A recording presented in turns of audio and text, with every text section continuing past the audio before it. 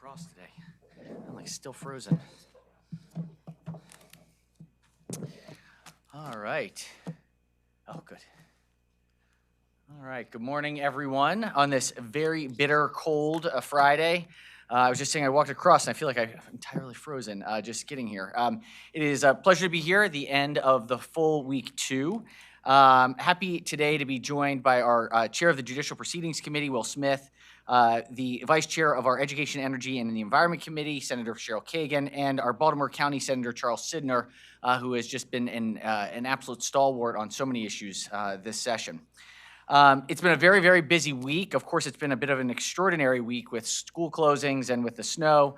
I do want to thank all of the public servants and folks who are working on the roads to do the best they can to make it as safe as possible. I know that it is frustrating for many Marylanders. This is a long and hard dig out, and it's difficult when it's 10 degrees outside. And so I just want to thank all of the public servants who are out there every single day trying to make it as safe as possible. I'm very, very hopeful, both as a parent and as a public servant myself, that schools will be back in full swing on Monday. That is the goal, and hopefully no big snows this weekend. But we got to make sure, first and foremost, that everybody is safe.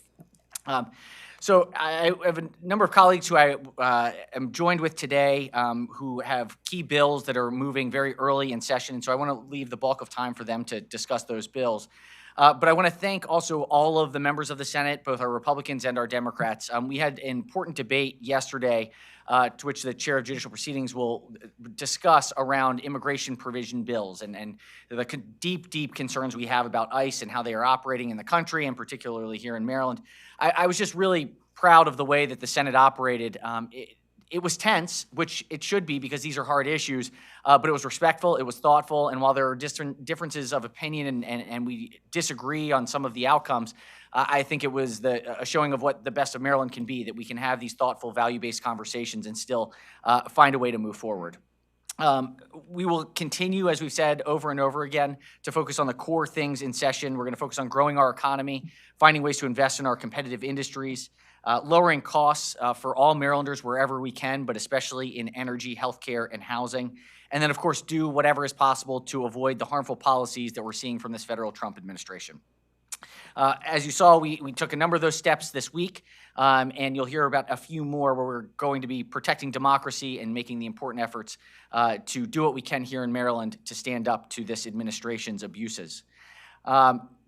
We have just, we're at the 80-day mark. We're in our full swing now, and I just want to say thank you to you all for being here for all of the, I know it's not been easy for members of the press to make it in here every day, but it's important that you're able to cover these important proceedings so that Marylanders know what we're doing, even in the midst of snow. And with that, let me hand it over to the chair of our Judicial Proceedings Committee, Will Smith.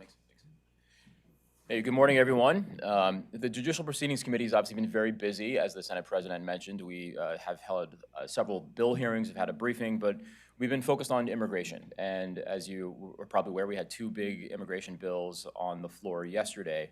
And I started off my remarks before introducing the bills talking about the moment that we're in nationally, in our national politics, and specifically with regard to immigration.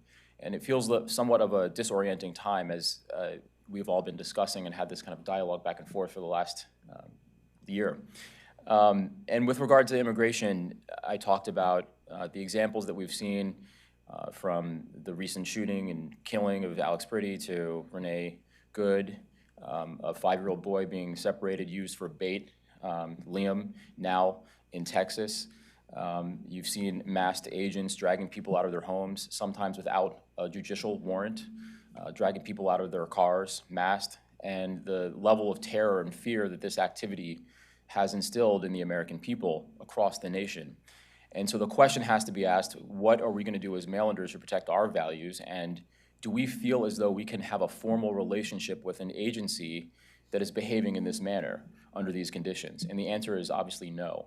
And I don't know if anyone in this room or in this chamber could look yourself in the face, look yourself in the mirror, and acquiesce and stand by idly while this happens. And so the 2 bills that we had before the Assembly or before the Senate yesterday for 3 hours of debate dealt with making sure that federal agents and law enforcement agencies were not masked. We have several exceptions for safety and the like, but We feel as though having masked agents conducting their business, unmarked, unidentifiable, poses a serious public safety risk to the citizens of Maryland. We've also advanced legislation to end our 287G agreements throughout the state of Maryland. I talked a lot about how those agreements have been used to ensnare people that have only been accused, and in many times, and in most times, of very, very pedestrian level offenses. And that we talked about due process, and we talked about when those people are removed through the immigration process and go through removal proceedings, what happens to them? And Baltimore, the Baltimore City Detention Center is I think, a very clear example of what due process looks like under this administration. You've all been privy to and seen the conditions in that center. That's what due process looks like for removal proceedings under this administration. And it's no longer acceptable for the state of Maryland to have any sort of connection, formal or otherwise, with an agency that treats human beings this way, not on our watch. So that's what we did. We had a 3-hour-long debate. I do want to echo what the Senate President said, is that it was an intense debate. But it was also a very high-level, detailed policy debate, and we had, and it was done in an agreeable manner. We disagreed, but the level and thoughtfulness of the dialogue and the quality of the dialogue, I just want to commend the body, because that doesn't happen down the street in Washington, D.C., and it doesn't have to happen. It's something that's special about the Senate of Maryland. We can have vigorous policy debates, but at the end of the day, work together on several other initiatives to advance the interest of the Marylanders. So with that, I'm going to turn it over to the Vice Chair of Triple E. Thank you, Mr. Chair, Mr. President. For the record, I'm Cheryl Kagan, very proud to be the senator for Gaithersburg and Rockville. I'm sure you've all heard about the Fulton County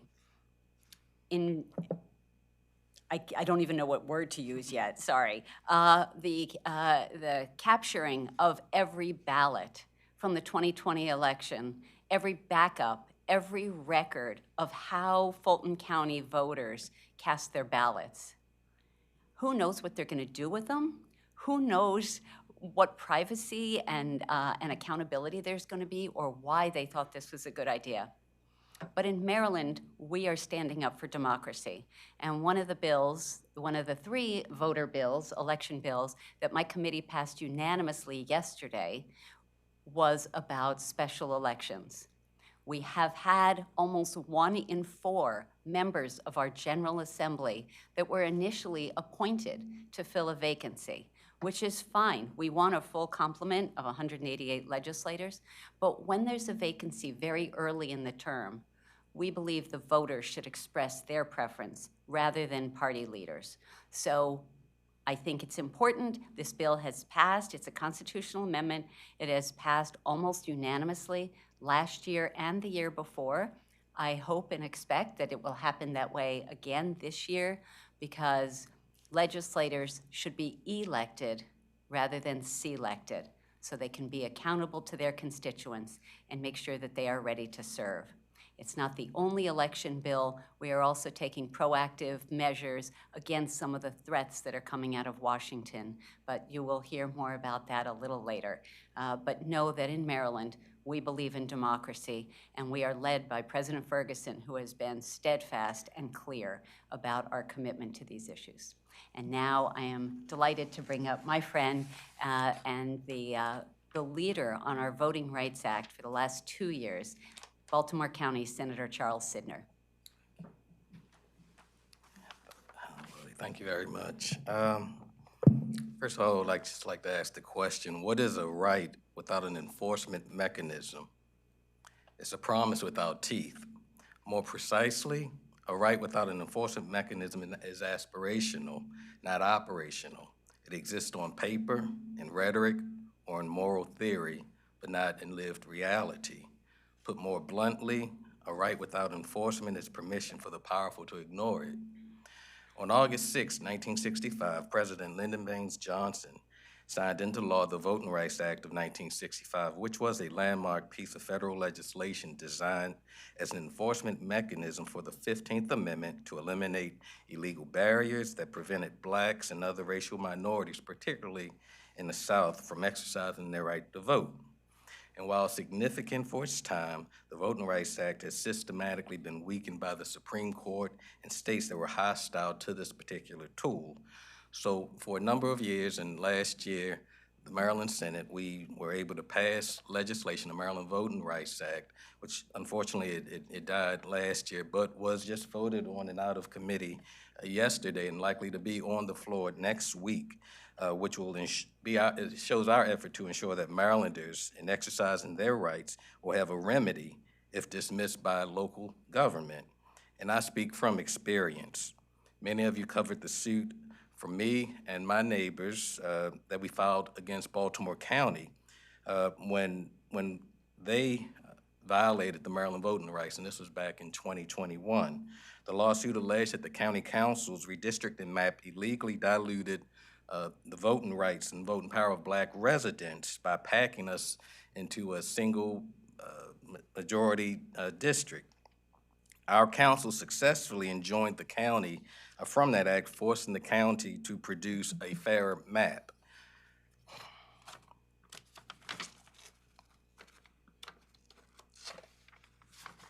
Pages are frozen. Oh, my Lord, you know. So one of the takeaways that I had in the impetus of the Maryland the Maryland Voting Rights Act was that the Federal Department of Justice, they were not going to come and save us. We actually had to depend on private outside counsel to help us to enforce our rights. We could not turn to the Attorney General if we chose to have them enforce the law because that particular power had not been given to the Attorney General. And as I did research, I realized that the residents of Baltimore County were not the only residents in Maryland that had been dealing with county-made systems that were designed to disempower and disenfranchise its disfavored citizens. In fact, the ACLU of Maryland had partnered with local branches of NAACPs in Caroline County and Wicomico County to ensure that voting rights acts were protected in those counties as well. With the passage of this legislation, Maryland will ensure that in exercising the right to vote, it will not depend on the goodwill, the politics, or power dynamics. It will actually depend on an operative state law crafted to ensure that the 15th Amendment's promised prohibition against state governments denying citizens the right to vote will remain strong here in Maryland in spite of what happens in DC. So thank you. Thank you, Senator Sedner. And as you can see, the Senate of Maryland is focused on doing whatever it takes where we can to stand up in Maryland against what has become a truly lawless federal administration in too many cases. With that, let me open it up. Mr. President, I'll start by asking you to do whatever you can. One of the things that this administration would like the Senate to do is to take up redistricting. That bill is likely to come out of the House and be in the Senate early next week. There's been sort of an increased a heightening of rhetoric, focusing on getting this bill passed. How concerned are you that this rhetoric at some point takes a turn and starts to affect the relationship between the Senate and the governor's office on other issues that are important to the administration? You know, look, at the end of the day, we have hundreds of issues that we have to take on. Our number one constitutional obligation to the people of Maryland is to pass a balanced budget. We also have to do the things that we've said we're going to do over and over. We're going to find ways to grow our economy. We're going to find ways to make Maryland more affordable, and we're going to fight against this lawless Trump administration where we can, where we know that we will have the highest likelihood of success. And I would say that is a key component here. We're going to work together on a lot of different fronts with the administration, with our partners in the House.